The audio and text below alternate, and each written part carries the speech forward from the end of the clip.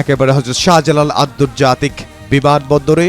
সেখানে আমরা দেখতে পাচ্ছি, এই মুহূর্তে আমরা দেখতে পাচ্ছি বিএনপির ভারপ্রাপ্ত চেয়ারম্যান জনাব তারেক রহমানকে। তিনি আসলে বের হচ্ছেন। বিএনপির ভারপ্রাপ্ত চেয়ারম্যান জনাব তারেক রহমান সপরিবারে হযরত শাহজালাল আন্তর্জাতিক বিমানবন্দর থেকে তিনি বের হচ্ছেন। তার সাথে রয়েছেন তার স্ত্রী ডক্টর জুবাইদা রহমান, তার মেয়ে জাইমা রহমান।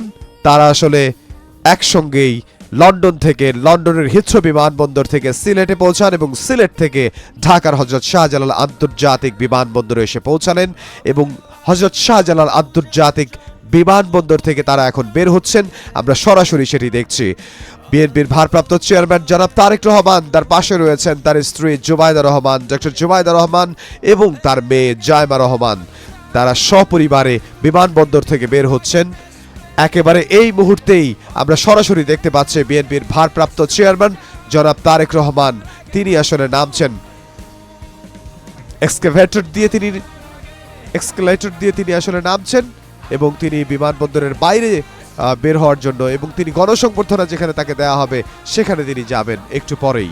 এবং আমরা দেখছি যে সপরিবারে বিএনপির ভারপ্রাপ্ত চেয়ারম্যান জনাব তারেক রহমান তিনি বের হচ্ছেন হযরত শাহজালাল আন্তর্জাতিক বিমানবন্দর থেকে।